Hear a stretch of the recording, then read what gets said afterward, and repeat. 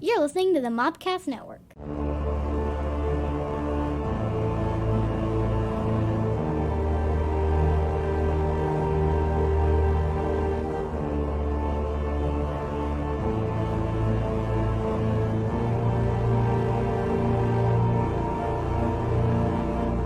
Welcome to the Cult Movie Cantina. Hello. This is a podcast that looks at some of your favorite cult films, introduces them to someone who's not seen them, That's me. adds an alcoholic beverage. Sometimes I do that as well. She's not with us, and we talk about it. This week's a cult meeting where we're just going to talk about stuff because we're not prepared for this week's episode. Well, it's early. Well, it's early for us. We're actually recording this moment before the Raising Arizona episode actually airs. It actually airs tomorrow. I did all the website stuff for it today, so it should air like this morning at like 4 a.m. Perfect. That's the plan. I think I set that up right. That's what I usually do. So, you can find us on Facebook and stuff. Yeah, find us there. You can hear about like our games. That's what it is. The games. BitChute is another thing that we do. Yeah, we're on BitChute. Yeah, because that's always a joke every week. Cult Movie's not on BitChute yet. I think I'm going to hold off for us on BitChute until we start doing video. Cool. But cool. The other stuff's been on. All of the naked videos of Stephanie. It's kind of just as an experiment, but I think it's going to work. The big thing is that we will be at Pensacon. Yeah, we will. And that's February 28th through the 1st. We're going to be doing a live Cult Movie Cantina. We have a table. We actually have a table. A for real table, people. For real table. And for real. I will have merch for us, for you guys to buy. We say that. There's going to be a tablecloth. We have a magical floating tablecloth. It's not a for real table. I'm coming up with topics, Scotty. I'm doing a great job. Magic. Magic table. Episode of Magic. Let's do it. Episode of Magic Table. Okay. I feel you. Magic Table. But so we're doing a live Cult Movie Cantina. As soon as I have the dates, we'll the date and time. I'm hoping it's Friday, and I'm told it will be a later show, which will be fun. For ours. Yeah, for both of them. We're going to do hashtag live too, and I have put in the request to do Friday and Saturday. So actually, by the time this airs, we may actually have no dates. We may know the dates. Okay. But as of this recording, I have no idea. So, future Scotty may have already told you. So if you know what those are. Scotty from the future. Because I'm going to my moderators meeting on Sunday, and that's so fancy. Yeah, so I can find out what I'm moderating. I get to moderate. I hope I get some cool celebrities. Last year was okay. The year before last I had more fun stuff. I mean, I liked what I did last year, but I think I had higher profile stuff my first year. What do you like about it the most? It's like podcasting. I like hosting things. So you know, my niche here is the knowledge and the trivia. You're trying to dig all that stuff out. I like the research and then I'll just like listen to the stories. I mean, I heard some crazy stuff over the like. I was talking to one of the D&D artists who started out with TSR when Dungeons & Dragons first started. And he was telling everybody stories about like way back when, how it started, how crazy it was. It's kind of started in a room like this with a bunch of crazy people trying to make a buck, and and it kind of grew into what it was. And that was Larry Elmore's podcast. I mean, not podcast, but a panel I hosted for that. And he's amazing, just amazing. Yeah. He's a 60, 70-year-old artist. He's a beautiful painter. But he's mostly famous for painting like dragons and stuff for D&D manuals and stuff. That's cool. But he had great stories. I mean, he's been there almost since the beginning, and so that was cool. I got to meet Tom Holland, who's not the Spider-Man, but the guy who did Chucky, created Chucky. Okay. I hosted his panel. Okay, that's cool. And that was cool. So that you learn anything about that you didn't know beforehand? Not really, but I did like. He's like, yeah, I made the first one, and now just cash the checks for the rest of them. I don't care what because someone asked him how they feel about the other one because mine's the best, and I just get to cash the checks for the rest of them, and that's kind of cool. It's just like So good for him, and if he gets to cash those checks. So. Yeah, so that's fun. So I get to do moderator training. That's going to be fun. And then, but as soon as I find out what, I will release what we're watching. I think it's fun. I got we, as all our panels, every panel that we do, I try to have gifts for people. Like we do giveaways and prizes and all kinds of stuff because it's fun. And most of the time, a lot of people who don't listen, I mean, they don't know this, and so it's bribes, man. It's bribery. Not to mention gifts are great. Yeah, gifts are everyone loves gifts. Right. So I try to give out some. I am working on a very cool gift. It may be one of those things that may go to the first 20 people in the show, though. Okay. Because it's kind of pricey, but I'm working with Drew Hall's wife, Sarah. Oh. She's a professional costumer, and she's like, I got some ends. I might be able to help us out. So that'll be cool. That will be cool. So we'll see. So I will tell you. I will give you a hint for the film. The film has been requested a lot, actually, and there's props involved. Okay. So. All right. And this movie, I'm pretty sure you've never seen. So. Probably. So chances are great. Chances are good. I would bet again, that you hadn't seen it. So you're gonna keep doing that on one of these times. I'm gonna blow you out of the water. You're gonna have no idea. No, you surprised me a couple times. Okay. Yeah. Well, that's good. Do my best. You do good. Like I said, we recorded this before we get a chance to air the Raising Arizona one. So questions for Raising Arizona or question for the cultists. We love those. We love answering those. We have none for today because the show just happened so far. It's scheduling. But we'll double up on the next one. We just expect more questions, people. Yeah, so ask away. We love questions. So what's going on with you? In the last 4 days I've seen you. I hit my 27 and 5. What is your 27 and 5? So for Derby, we have to do we have to pass. What does MST stand for?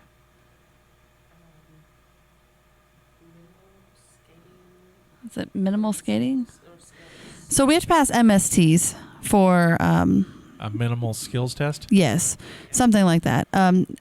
We think it stands for minimal skills or minimum skating test. No, it's probably skills. Minimum skills test. So what that means I can read on skates. We do have a written test we have to take. I can write on skates. But you have to pass those in order to be boutable. To be able to play in bouts. It's like rules, like don't hip check in the grocery store. I mean, that's like common sense. Well, is it? I do that sometimes. So like Friday hip check might come in handy. It's like I got to get the TV hip check. Be like next Thanksgiving, Black Friday. Like I'll take. Oh, Justina's coming with me. It's fine. It's all right. I'm gonna take her with me. Actually, I think I've run out of Derby knowledge, so I'm good. So I'll be quiet now. Okay. It's like hip check. No, it's okay. Like if something comes out, you just throw it down. So we have to. Wait. What's the slingshot thing that you whip it? Whip it. Like we actually have to do whips, give and take. So So the movie we did that. So yeah, whip it. We did. So you do have to pass your whips, give and take. Ooh. We haven't done those yet, but the big one is 20. What do you mean by give and take? So you have to be able to give a whip where you like reach your arm back and then you fling someone forward. So you whip somebody else. Okay, gotcha. And then you have to be able to take one. You have to be able for someone to fling you and you not fall. Right. So those are things that you have to be able to pass in order to be boutable, which is to play in bouts. Right. Now, there's a lot for the MSTs, but we have something called Safe to Skate where we have decided the amount that is necessary for our team to be allowed to skate in parades. So we require that they know how to stop and they know how to do things that will keep you alive while skating, pretty much. I don't know how to go more in detail with that. And so since our listenership is not just regional, which is great. I mean, I love our locals who listen to us. I have learned over the last week or so that we have a growing international listenership. Yeah, we do. Hey guys. And so and gals. So where we live in the Mobile, Alabama area on the Gulf Coast. Gather round. Parades are kind of a thing. Okay, let's break it down. Mardi Gras parades. We're not just parading to parade. I mean, parades are a thing. Parades are a thing. Yeah, parades are a thing. I take that back. We do a lot of parades. I've lived in other places. They don't parade as much as we do. We're like... I retract that. Us in New Orleans love just a reason to... Like, New Orleans, you can get a permit just to parade, like on a Tuesday. It's Tuesday. You can get a parade after a marriage. Right. They do a parade. What is that called? Oh, yeah, or a funeral. Well, they do second lines on funerals. But, you can get a parade just like because it's Tuesday and you're drunk. And if you got the money and they'll get you a parade route in a cop. Let's be honest, it's New Orleans. You get enough drunk people, they're gonna be parading. I have a goal one day. We'll do like a Mopcast Network parade if we were doing a New Orleans show. That'd be epic. That would be so much fun. So I'll be skating. Of course you will be skating. So these are Mardi Gras parades, though, to be more specific, because it's our Mardi Gras season. And we have skills that we require that people pass in order to skate with the team. Right. Because, you're in a parade where people stop and go, and we don't want you to get hit by a car. People have getting hurt. Yeah. So we've been working on our skills since the season started. And one of the big things is you have to be able to skate 27 laps in 5 minutes around the rink. Like, not the outside of the rink, but like that rink that you normally see drawn or diagrammed on the ground. Sure. Yeah. You have to be able to skate 27 laps in 5 minutes. It's a big deal. Can you do it? Yeah, I did. I passed it. All right, good. Congratulations. Okay, I need you to be more enthusiastic about that. Like, I passed it and thought I was going to die. So it's hard. It's not easy. Excuse me. Oh, my God. Yay! Thank you. God, I can't tell a lot of people because no one really knows derby stuff. So I got to work Tuesday and they're like, so how was practice? And I was like, I passed my laps. None of you really understand though. So it's exciting. It's like, I want to go in and be like, I passed my laps, but they wouldn't get it. But last year when I first did it, I think I got 21 and a half, I think. And then the next time I did it, I got 23. So it was one of those where I was determined to get 27. And I got it for the first time in December at one of the open skates. I hit it just practicing it. So it's a big deal. So why 27? Do you know? I think it's a mile. Okay. I think it turns out to be a mile around the rink in 5 minutes. Cool. I didn't figure they just like arbitrarily you must do 27. Well, apparently it used to be 25. So we actually, as a team, if you hit 25, then we allow you to play in bouts because it is really hard to get 27. So it used to be 25 and then they upped it. Gotcha. But now that I hit 27, next time I do it, I'm going to hit 28. You're listening to Derby Chat. I know. We can connect this to a movie if you guys would like. I would need some suggestions because besides Whip It, I'm pretty much out. And you didn't really see them do any sort of like skills training. They just were always hitting each other. So we talked about like forms and stuff though. We did. But we did discuss the whips. So I'm really proud of you for that. So I remember, well done. I remember a little bit of it. So how was your last few days? Busy. I'm planning our convention season for apparently it's popping. Yeah, like today was like the day to do all that stuff. I mean, like everyone was like, here's our convention stuff. And so I put in, I bought a table at Pensacon. I had put in one for last year and was denied because they just ran out. It's usually what happens. It was a little late on it. And then somebody canceled and they reached out and said, do I want it? And I'm like, of course I want it. And so paid for that. Mopcast, which is in May, opened up their registration process, and so I did that. So I'm waiting to hear back from that. Mm-hmm. Jacksonville, Jackson, Mississippi's for the Mississippi Comic-Con. I've put in for that. There's a one-day library, at the local library here in Mobile. They're doing a one-day convention, and that I'm going to be at there. We're going to be all over the place, people. Yeah, I bought us a new banner for Cult Movie Cantina. It was so cool looking. And it's retractable, so I don't have to build it. I just pull it now. I'm so excited. I wasn't going to buy it. I wasn't. I was just... just look at it. I just keep adding it to my cart and deleting it. It's fine. I went through Vistaprint on it because I want, there's some local people who offered to make one, but I want the retractable kit one, so I can just throw it in the car. And I had a couple and they're outdated, but they had to build them and they were fine. But or the ones you have to like roll and unroll. Right. Yeah. And so at work we had the retractable ones, and the moment I started using it, I fell in love with it. So we're going to do one for Chronicles of Limbo. John's going to design one for us, and John needed to know the dimensions.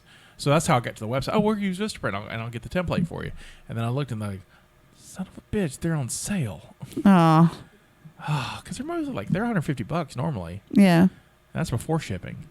And so I was like, I probably spent $180 on something, but it was like $90, and I was like, huzzah! So I ended up spending like $130 on it. So yeah, but it'll be usable. Well, yeah, over and over again. Yeah, so it's a business expense. It's important. So we'll get that, and I'll get the other one, As soon as John finished drawing that up, I bought stickers this week. Stickers are fun. Where do you go to get all that stuff? So this is a pro tip for everyone out there. I get all my buttons. If you want the round buttons that we have, I get all mine from Pure Buttons, and I have for the last 3 years. Do we want buttons? Yeah, buttons are cool. Yeah, you want buttons. If you're looking for neat kitschy things to have at your tables, buttons are good, and buttons are cheap. So Pure Buttons, who I recommend, and I'll post a link in here so I can get some credits if you sign. Get you some credits. It's like $100 for $30, so it's 30 cents a piece. It's a good deal. So for your derby stuff, you can get all kinds of stuff. If you've got something. What was that again? Where'd you get those? Pure Buttons. So they're not like Muggles. No, they're not Muggles. They're Pure Blood buttons. And they're out of Tennessee, I believe. So they're real close. And shipping's real quick. It's real. And most of them have like free shipping too. So if you get you order 100 buttons, it's like free shipping on that. So and they're really easy to design too. So I like everything about them. They're so good. They're so nice. And they're nice. The nicest people. What about stickers? So stickers, I go through Sticker Mule, and I tried I tried Sticker Mule's buttons, and I didn't care for them as much. They're better with stickers. So all the stickers I've gotten so far, and what's cool about them is that you sign up for their mailing list, and then like every week or every other week they have a different sticker deal. And their stickers are pricey, but stickers are pricey, really. Yeah. Good quality stickers will cost you some money. Like $100 costs you anywhere from like a good like a 3-inch, like the Baby Mop 3-inch sticker I've got. Normally would cost me about $100, $120 for what it is. But I got 50 for $19. Oh, good. But because they had that kind of deal. Yeah. This week they had holographic stickers. So the mop head design I have, we had stickers of that. I made 50. I had 50 of those holographic ones done. That sticker has a hologram. That's cool. But holographic kind of, yeah. It's kind of prismy, sparkly kind of thing. It's very sparkle. It's got a kind of retro feel. I like it. But they're $19 for that. Okay. So that's where I get. I'm working on enamel pens, but we're getting them out of China. So I'll let you know how that happens. Well, I'm not gonna have time for that. But enamel pens are good too. They're they are. They're just the thing is that I'm working with an artist who's done this for a while. Mm-hmm. And I've commissioned her to do. We're doing a big. She's done a sketch on it. It's adorable. I've shared it with you. It's adorable. But we're gonna. My plan is to do 3 or 4 button designs and do a Kickstarter for them. Mm-hmm. I was trying to do a Kickstarter this month for it. It's just not going to work out because I'm still waiting for the comic to come back from the printer, which should be here anytime now. So we can start sending those off. Yeah, that'd be cool. So we'll probably be February before everyone gets their stuff, so we're a little late on that. But printers in the holidays, I will plan better. Yeah, I will plan better. So yeah, that's a learning process. Yeah, and so that's where I get my stuff. Okay, cool. And I get poster prints locally. We got to get stuff for Mardi Gras to throw and stuff to have. I don't know. We need stuff. I say that. Apparently we have boxes of stuff that's sealed at somebody's house that no one told me about. So hey, well, bam, deal. Hey, President. So fun. If you love something, you should definitely become the president of the board of that. I'm the president of this, and I'm good enough. That's as much as I want. At work, they were asking me if I want to, they hadn't asked in a while, but they were like, you want to do supervisor training and all this stuff? I'm like, I'm good. I'm good. No, I'm good. no. I like what I do. I like work, but I like this on this side of it. I like the leadership role that I have with this because I own it. Yeah. And it's something I can, I feel like you just want that job that you can just go to and not have to. Right. I like being the farmer, so I'm watching this grow and I'm proud of it instead of like the guy who works for the farmer who makes it grow and then they go sell it. And just right. Okay. All my hard work goes somewhere else. And so I work hard for my company to earn my paycheck. I work hard here to watch this grow. This makes no money, but I like what I do. I'm happy with it. So, I would love it to make money. We'll see one day. Well, we're getting there. We're growing us. The sun comes up again. So what was the last non-cult movie that you watched? Oh, that's a fun question. Like, what's the last movie you didn't have to watch? I mean, I watched Cats, and I didn't have to watch that. Yeah, and we turned it into a thing. So I won't count that. Oh, man. I'm going to awkwardly and shamelessly look at my Derby wife because I don't remember. Okay, in fairness, I have been binge watching Grey's Anatomy. Okay, so I don't know how I did this, Scotty, because I am a very busy person. And there are 16 seasons of Grey's Anatomy. Yep. So the beginning of last year, it came up where we were at a friend from Derby's house, and it was like, they were talking about it or something. I was like, I've never seen that. And so they did the first episode, and I was like,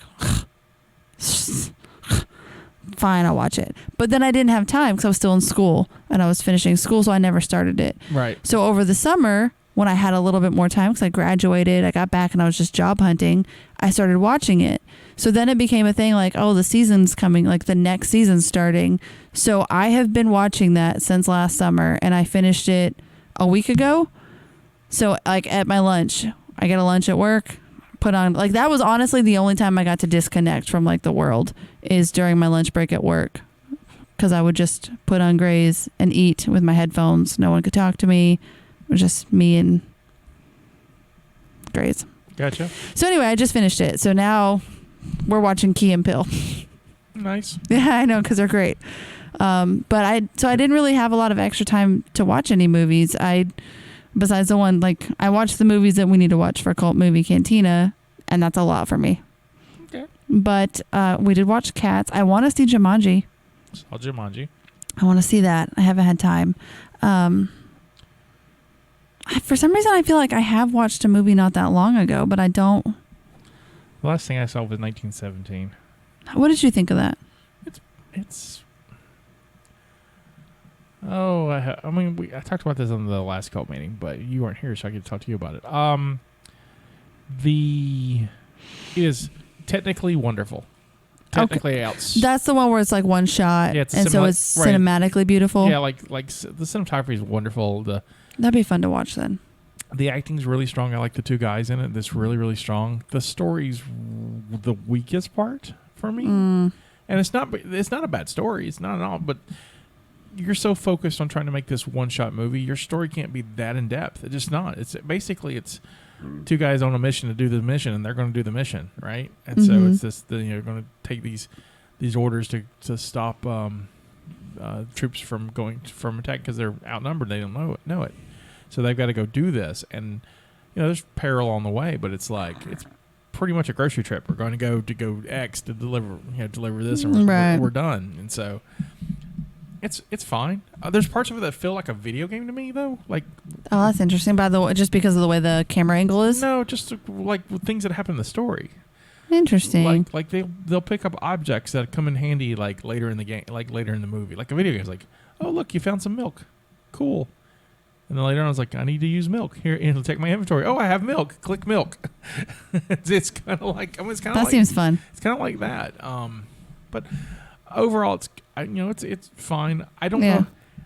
I like a good war film, and this is a good war film. But like, when I start comparing it to other war films, it's no Saving Private Ryan. Which you've not seen, I guess, by the look of your face. You should see Saving Private Ryan. I think you might like it. It's a good movie. Okay. Saving Private Ryan has a similar story.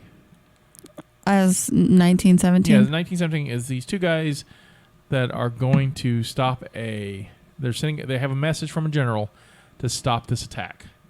And one of the guys is brothers in the army and then the group. Yeah. And so they're going to go stop, to save the brother. That's part of it.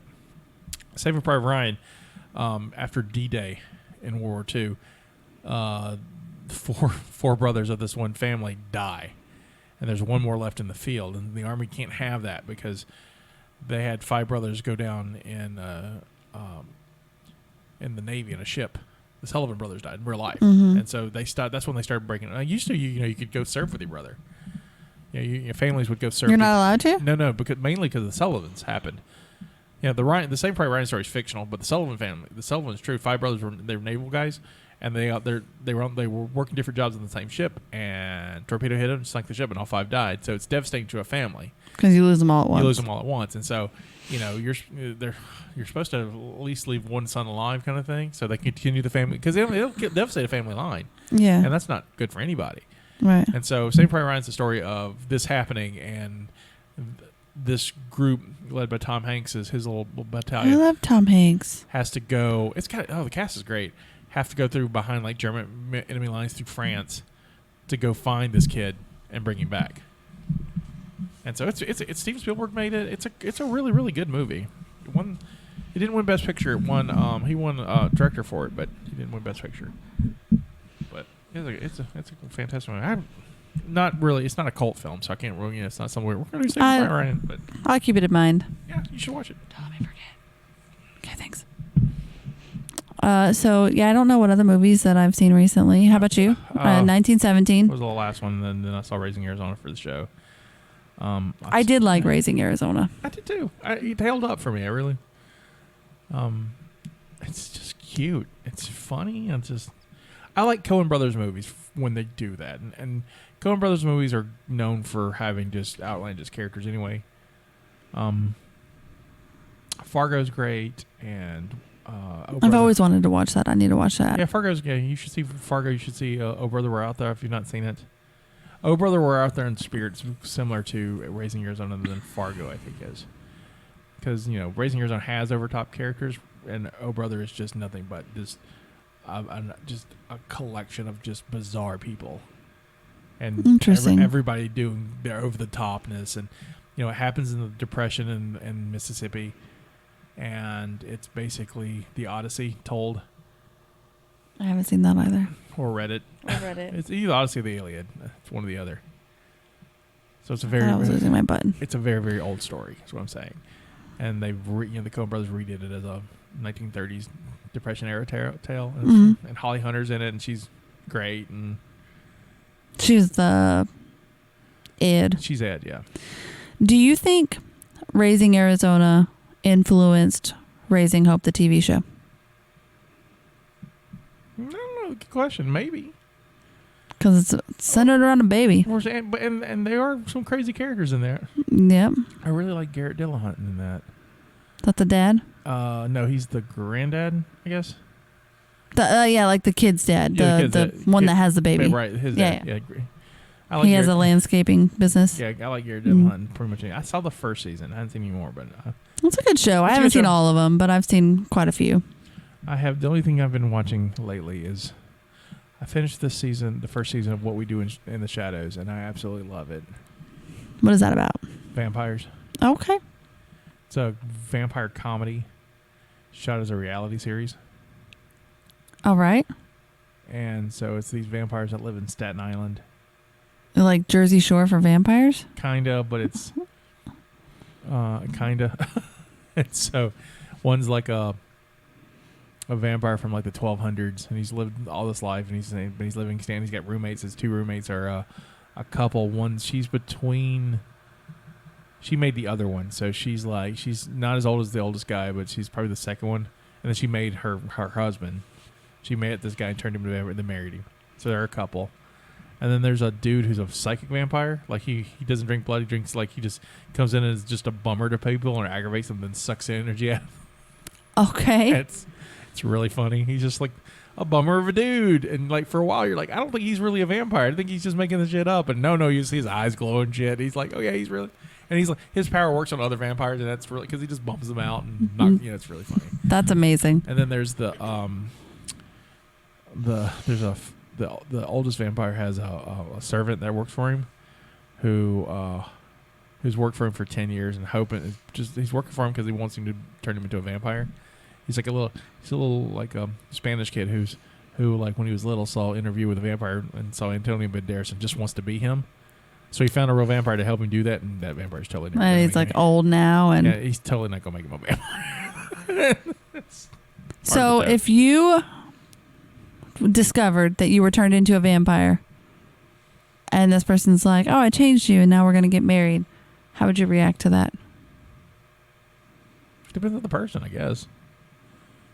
I mean, am I into them or? Okay, well, what if they just turned you into a vampire and they're like, "I was just bored."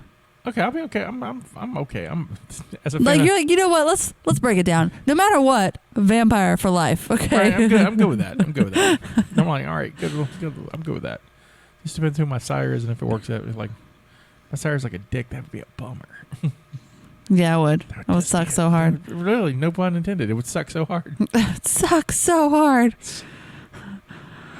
But you? I was recommended to start a show. I wasn't recommended. It was recommended to me to start a show by someone at work. It was Reprisal, or it's a Hulu original. I don't know. I saw part of it. Okay. Terrible names. I'm going to describe this person to you, and I'm going to see if you can figure out who it is. Don't cheat. Don't cheat. You can pull it up if you would like. It's called Reprisal. Derby Wife going to be our judge on that. Yeah, she's going to be our judge. And it's on Hulu. This guy, he's very built like a football player. Right. He's older. He has a very squared off haircut and a magnificent mustache. And he's in a lot of stuff. I don't know his name, but he always plays serious bad guys. He kind of looks like he would be a bully. I think he has scars, pockmark scars on his face, maybe. Steven. Do you know who I'm talking about? As soon as you see who it is, you're gonna know. But I genuinely don't know what his name is. But I recognize him. I know he's in a lot of stuff. Is this cheating if I go look for a name? No, you can look for a name. I'm gonna look for a name. Just don't look up the show. I won't look up the show. Oh, this is fun for me. I'm Googling the name. It seems like, so far of what I've seen of the first episode, it does seem like it would be an interesting show. But then she walked into this strip club where everybody's half naked, and I'm sitting at work watching this. I'm going with Stephen Lang. It's Stephen Lang in this show, because that's my flat top headed pockmark guy. Okay. Did you find it? Okay. All right. I'm going to find you the answer. Fail, Derby Wife, fail. Whoa.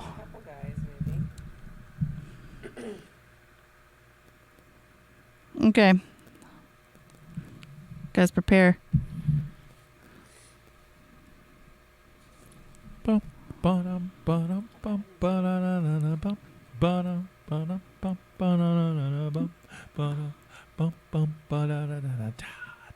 Apparently this dude is not as... Did I pull up the wrong show? Oh, this is the right show. He's not in this as much as I thought he was, I guess, because he didn't come up in the first... Oh! Do you see what I'm saying? Did I describe him well enough? Okay. It is not Stephen Lang, but now I'm curious as to know who that is. I think his face is just wrinkly.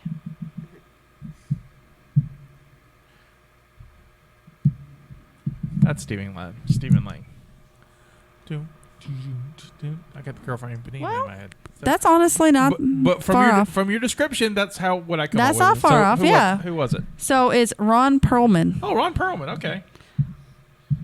But I recognized him. So I would say guessing Stephen Lang versus Ron Perlman. I think that I did pretty good. Yeah, on that. I was saying you did pretty good. That's not I could see that. But he's in a little bit of this at the beginning, and he's beating up on a woman. Ron Perlman was in a CBS TV show called Beauty and the Beast. He played Hellboy twice. Keep it going, buddy. Just keep it going. He's in a bunch of Guillermo del Toro movies, including his first one, Kronos. He's in Fantastic Beasts. He was in Star Trek Nemesis as a Reman.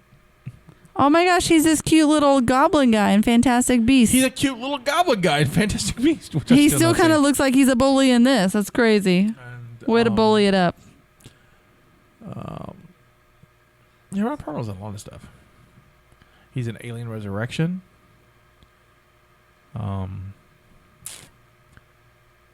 a ton of stuff. Anyway. Yeah, he I'm really proud of how close you got though, because that's I'm really proud of both me and you for that. I'm proud of us both. Teamwork. So I started that show, and it looked like it would be interesting. And then she walked into this strip club where everyone's naked, and I'm sitting in my cube with my headphones in, and did this slow look behind me. Are there other people? And then looked to the other side and I went, anybody could walk up at any time. Oh, okay. So it's the show about the girl who survives being dragged behind the car. Yes, that's how it started. So don't say anything else about it because that's pretty much as far as I got. Well, I haven't seen it yet. That's in the trailer. So yeah. Yeah, okay. So that happens at the very beginning. Did you like it so far? So far, yeah, I do. I'm going to give it a shot. It's like it hooked me to the point where I want to watch more of it. And I don't have time to watch things. So. I've been watching the 1988 version of War of the Worlds.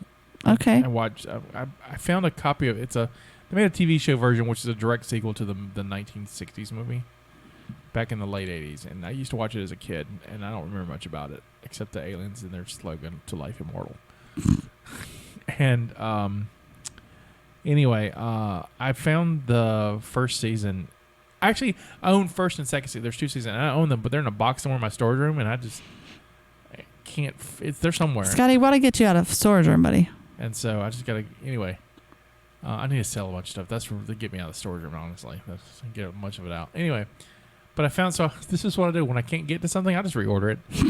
And so, but I was in. This is why we have a storage room. I am not a hoarder. I'm a hoarder. I'm a storager. And anyway, so I was at the thrift store in town a couple weeks ago, and I found it they had it in their DVD collection for $2. Well, I mean, at least you're thrifting. It's not like you're going out and dropping $20. Yeah, no, I don't do that anymore. Not anymore. No, that's where the storage room started. No, that too. I've done some.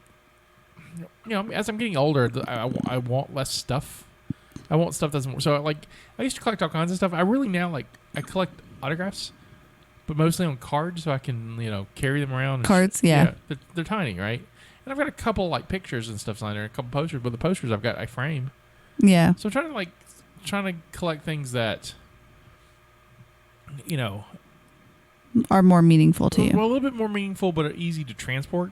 Yeah. That's fair. I had a huge Star Wars collection, but I've cut down to one show. I like Rebels, and there's not a lot of Rebels things. Yeah. So I've got that, and I'm happy with that. And then, so when it comes to movies and stuff now, thank God for streaming services because I don't have to own as much stuff anymore. Yeah. And then if I want to buy it, just buy it on Amazon Prime streaming, and it's in my library. I'm good. And then it goes to the other services I use. I wish iTunes would work. There's a couple movies I bought on iTunes that I wish I could have. I was using iTunes first because I had the iPad. Yeah. But now I'm smart, and so I use Amazon. So it goes to 4 or 5 stars. If I can't reach Amazon or somebody, whatever, I can go to another service and watch another movie. And so Vudu or whatever. Right. Because my accounts, they're all there. Most of them transfer. But because my John Wicks are on my Apple, and I can't remember my Apple ID. Oh. It's I'm going to get John Wick again. Just reset it. Call him. I don't want to call him. I don't blame you. I don't either. I'm at that point where look, guys, I'm 42 years old. I'm almost 43. I can't remember passwords. I just can't. I have mine written down in because secret hidden locations. Some ninja will steal it and take all of my non-existent things. I'm really weird. I can't. I got way too much going on. I gotta document stuff. So I'm like most people. I have 3 or 4 passwords and a bunch of numbers.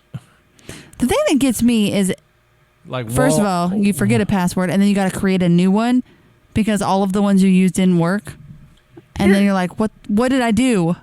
Here's what I hate about passwords. When you forget passwords, they won't go, hey, our services use a letter and a capital No. Sometimes I try to restart just so I can see what their passwords are so I know what to use. Right. Yep. Just let me know that. Just go, hey, by the way, dumbass, we use Q's. You have to put that symbol in there. Right. Not everyone requires a symbol. Right. Just let me know. And it's well, hacker. No, they won't. They're already going to know what look, and I use... Hackers don't look for that little suggestion thing. They're in the back office, okay? Be honest now. So lucky for me, my passwords are because... here's the secret to Scotty's passwords. Figure it out, you can have my stuff. Really? Seriously. As a writer who has a fictional universe, I have a fictional language. So my passwords are in the fictional language that has never been published. So, yeah. All right, well, mine is not as... But there's cool, so I'm not going to give you guys hints about mine. But literally, it's only 3 or 4 of them, and then I just go through the numbers. It's like at work we have to reset ours every 90 days. So I'm at 7 on this word 7. I shuffle if I have numbers, I'll shuffle them.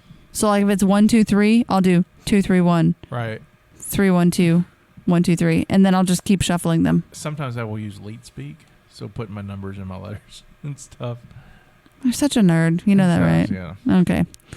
That's okay. I own it. We're working to how to protect your internet.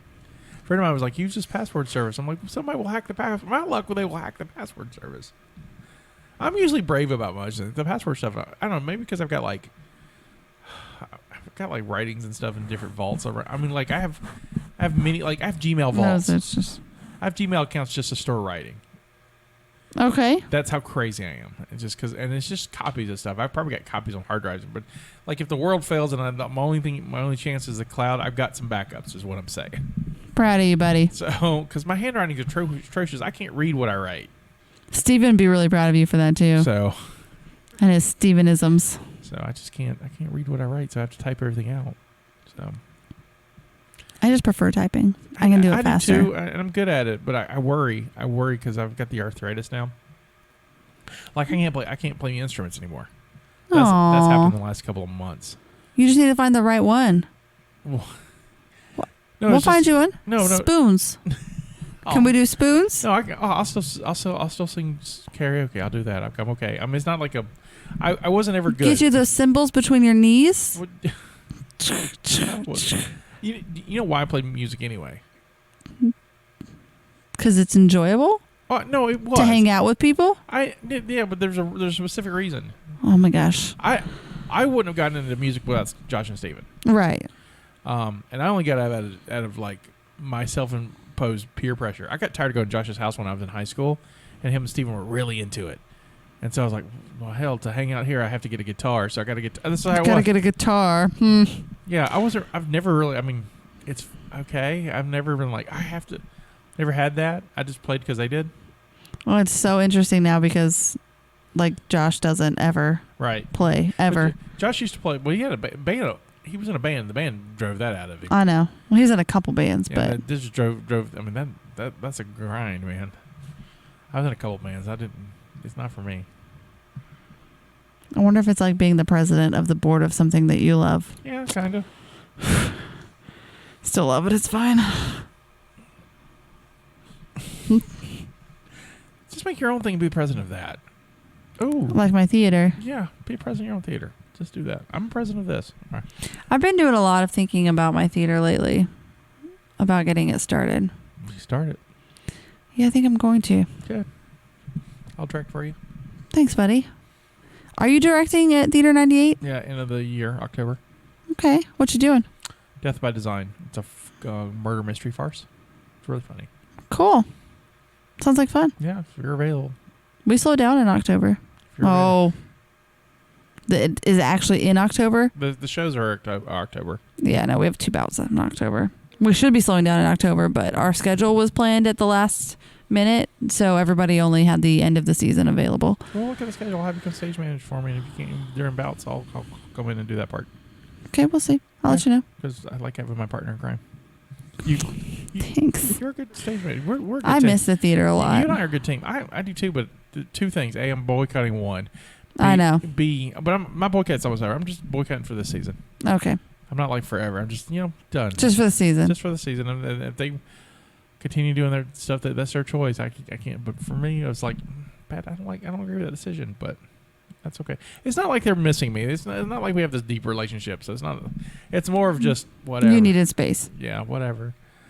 But and honestly, everyone does musicals. I don't do musicals. And I got dragged to the last show I did. Yeah. But I'm glad I did it. I had fun in the last show. It was a lot of fun. And so, I think a lot of people do the musicals. I don't know if it's because it's more relevant now. They think that with how much Broadway booms all the time, it makes money. I know. It's just making, and I don't blame anybody. I get it. The budgets for community theater are razor thin, and if you have one bad show, you can sing a theater. I mean, I get it. Right. I totally get it. So I mean, I wish they would do more with kids. Like, not every show, but I wish more community theaters would do kid shows, because the only ones you can find locally are going to be those, like, kid workshop theaters that cost hundreds of dollars for you to put your kids in. But, like, just one a season, do something that involves kids, because there are so many that would love to go and be involved in community theater. Just a thought, and I don't know if this is 100% true, but I think why that doesn't happen locally, because locally there is a children's theater in Mobile.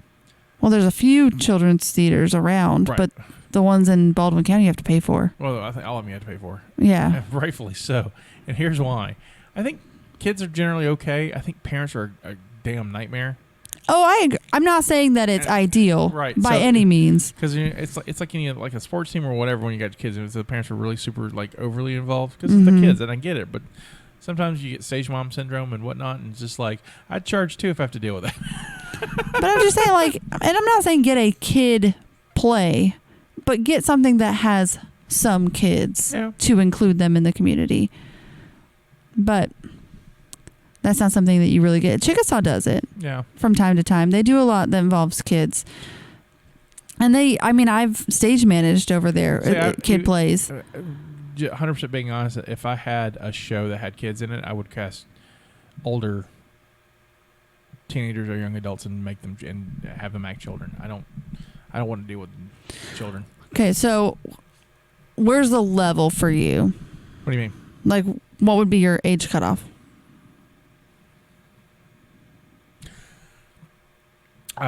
Ideally, honestly, 18. Okay. Even if you had like a kid play? Yeah. Okay. Well, in fairness, everybody has different quirks, so like you probably just wouldn't do the plays I'm talking about. Right. I mean, okay, so like say if I had to direct Annie, I can't do Annie with adults. There's just no way. So, Annie has to be a 10-year-old redhead from Right. you had there's so, I wouldn't do Annie, but if like truckload of money shows up and then you're like, we're doing Annie, I'm doing Annie. I'm doing, I'll direct Annie. I'm having, the sun will come out. I'm out there, whatever.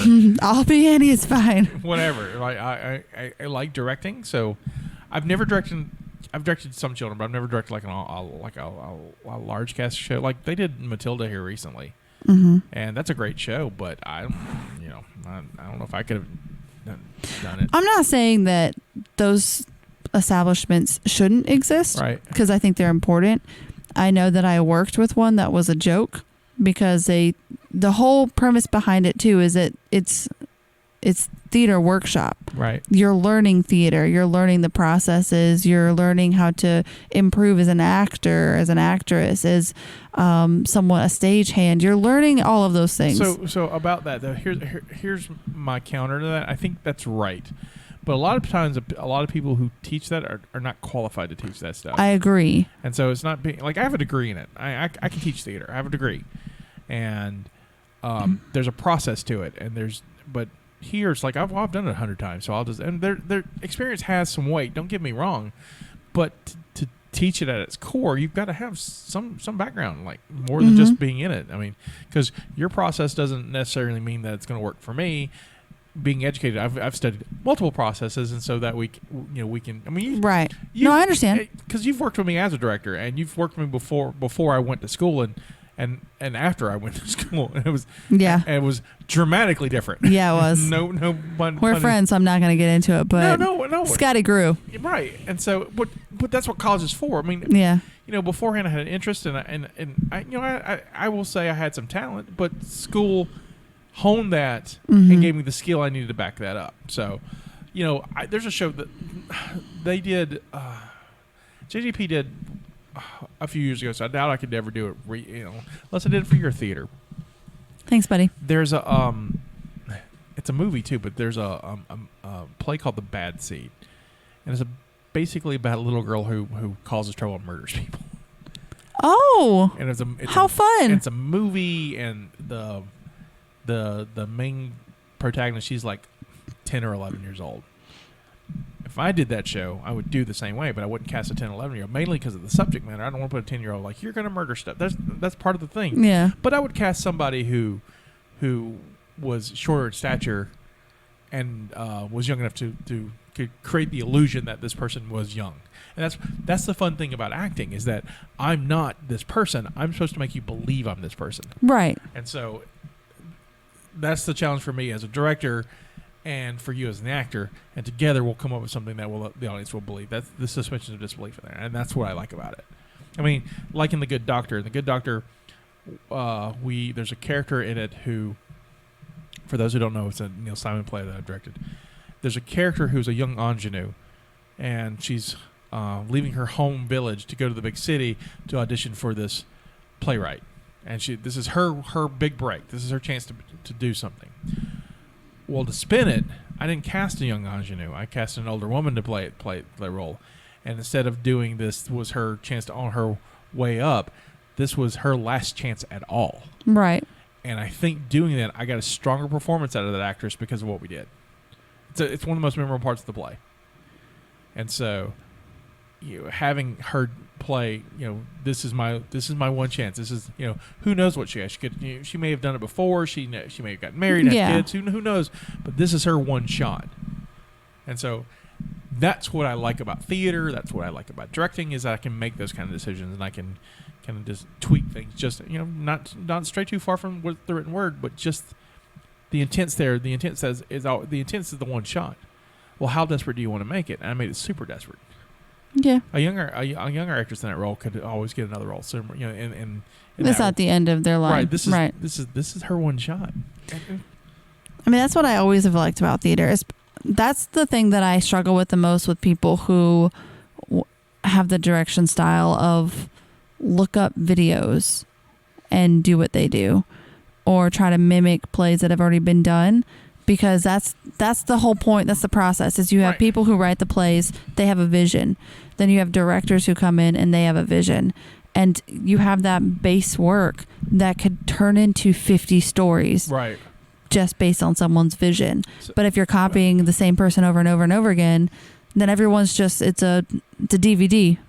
Like we're just watching the same story. So I used to think that way. I used to be really adamant about not watching other people's versions of plays that was in. I'm not saying don't do it. I'm just saying don't copy it. No, I'm just saying I was adamant about it. I wouldn't watch it. I would, this is my interpretation of the character. This is how I'm going to play the character. And then I got Hairspray, and the problem with Hairspray is that it's so well known. Your audience expecting a certain something out of it. And so what I did, because I played Edna in that, the mother, for those who don't know Hairspray. I don't know her name, but I have seen that. Edna Turnblad. But there are three main versions of this story. Are there virgins? There may be virgins. There's children, so probably. So there's the original movie that John Waters did, which is not a musical. Okay. There was the Broadway musical that was based on that movie, and then there's the motion picture that was based on the musical. Each one of them has a different Edna Turnblad. So the original was played by Divine, who was a wonderful actress, drag queen, I would say at the time. I think so. I think that's accurate. For the era, she was wonderful in it, and then we have the Broadway show, which has Harvey Fierstein was the originator for Edna in that, and so he brought in this certain style, and he's got a very distinct voice, which carried over to her voice, and the last version of the movie is John Travolta. Right. So coming in, I can't do all three because I know the audience is expecting one or the other. Most of them are expecting Travolta. That's the most well known, yeah. Right, because that was so what I did was I watched all three, and then I added some more. I'm a big fan of a comedian who passed away a few years ago, John Panette. And Panette, he's a large man. He did a lot of comedy about food. I actually was listening to him this past week, and I loved him to death. I feel like I know who that is. He's so funny. He was so funny, and did a lot of things about buffets, and have a whole bit about buffets that are just anyway. But he played Edna, and I got to find some of his Edna online too. And so what I did was I kind of combined the traits I liked out of everybody, and kind of shook them together and made my Edna out of that. And then for me to add what I wanted to do is to make it my own was my signature was in the arms. And in Turnblad, when you first meet her, she's embarrassed about her weight, and I know how that feels. Yeah. And she, but she's got the point where she doesn't leave her apartment at all. So I kept her very closed and tight, like my arms, almost like a T-Rex. And so I did everything just kind of T-Rexy. And then as the show goes, she goes outside, and she gets more and more confidence. And so as the show goes on, my arms got out wider and wider. And at the end of the musical, she's revealed to be inside this giant hairspray can. And so the can opens up, I pop out, and my arms are just super wide. But everything I did for me to make Edna my own was in her arms. The voice I used was me doing my best Harvey Fierstein. Some of her movements were John Panette's and John Travolta's, just enough to be familiar for the audiences. Yeah. But for me to make it my own, I just did it in the arms. I had so much fun creating that. But beforehand, I would have never considered it. I never would have I'm going to do my Edna. And I think my Edna was more successful because I did that. And so even for most recently with the bus stop, I watched them and to get in the character's head, kind of to see what other people did, and then really made it my own afterwards. Because again, I said I'm 43, but I'm on the younger looking side of 43. I agree. And so, and the guy who played him was in the 60s, and it's written for an older character, and I didn't play him older, and so I had to come up with ways to do that. And that's the fun part. That's the fun in it. Well, yeah, for sure. And that's research. You should always do research into your character and into the production you're doing. So many people don't. They don't, and you should. Some people just goes, okay, I get it, and just right. And I was like, well, they're like, oh, I got the description in the script. It's fine. I can figure it out. And that's fine. I mean, that's it is. But I like research. But research is important, especially to get that really good, deep character. But my problem, lies where we're gonna do it like they did it. And they structure everything based on that. And that's not, to me, that takes away all of the freedom of directing. Yeah, that's a director who is not confident, or B, just lazy, or just doesn't know better. Doesn't know better. That's true. I mean, I've worked with directors of all kinds. The last show, I like the director. He's a really cool guy, but his direction was basically, it's in the book. I've never worked that way before, and it worked. I've never, even Tennessee Williams stuff. What in Tennessee Williams plays, you're pretty. I don't want to say devout, but pretty strict with the stage direction in the book. It's just kind of tradition with Tennessee. Well, you can do some different things, but traditionally, I've done 3 or 4 of them, and we're all like, this is how it goes. And with tweaks, this one was like, there was no blocking. It was like, it's in the book, and I was like, oh, okay. I've never worked that way. But what do I do? It's in the book, and so we just kind of made it work, and it worked, and the show turned out great. So what did I know? You worked with me. We block everything. And then we tweak Scotty, that would make me crazy. Yeah, because you try to write that. It would make me crazy. Because it's like, it's already written down. What'd I do? Well, no, you'd be like, it's in the book. Deep down, every piece of me would be like, but do your own thing. You don't have to use that exactly like that in that way. You have your own stage, your own setup. And everything was the same as the book was. And it worked. Get a different jar of pickles at a different time or something. I don't know. Add something. And we had to make some changes. In the play, I'm supposed to, I'm in love with this, I'm lusting after this young waitress, and, we're going to do the Shakespeare bit. We're doing Romeo and Juliet, and she's supposed to climb on top of this. It's in a bus stop, like a diner. She's supposed to climb on the diner, but the actress we had has cerebral palsy, so she couldn't climb up on the balcony. There's no way. Yeah. So we come up with, let's move 2 chairs, make it look like a balcony, and so she could lean against the 2 chairs and make it, do. Yeah. And it worked. I thought it worked well, but yeah, I think it did too. But, you just got to come up with solutions, and that's what I like. Speaking of crazy characters, you want to know what we're watching next? I was like, oh, let me guess, and then I went, no, I'm not even going to try. We're going to watch a movie called The Princess Bride. Oh yeah. For some reason, I kept thinking about the next one after that. Have you ever seen The Princess Bride? I have. Oh, do you remember what it's about? Yes. Oh, good. So I don't have to ask you. Do you want me to tell you? No, we'll save it. Since okay. You know it. We all know it, so it's supposed to be fun. This was a selection by our winner of the Chronicles Limbo Kickstarter contest that I had in November. It's Richard Harris. He will be joining us next week. I'm looking forward to it. I'm looking forward to that too. So it's going to be us and Richard, and we're going to talk about The Princess Bride, which is I haven't seen it in a while, so it's a great movie. I've I've seen it more recently. It's probably been like 5 years. No, I watched it like a year or two ago. I will talk about. Help me remember. Hopefully, I will remember that the first wedding I ever did as an ordained minister, I did as the preacher from The Princess Bride. That's amazing. On purpose? Mm-hmm. Did they ask you, or was that your idea? No, that's what they wanted. That's amazing. We didn't use a holy book or anything. We used a copy of The Princess Bride, like the original novel. Those are some fans.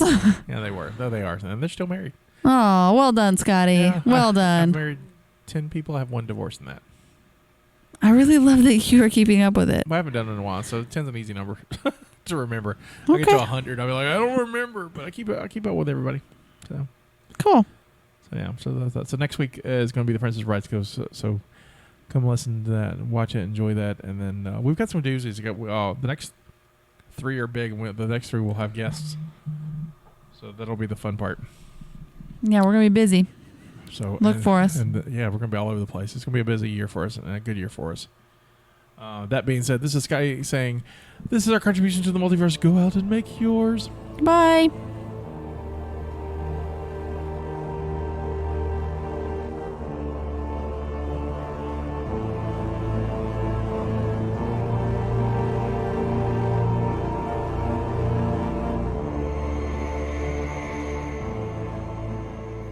Thank you for listening to the Mopcast Network.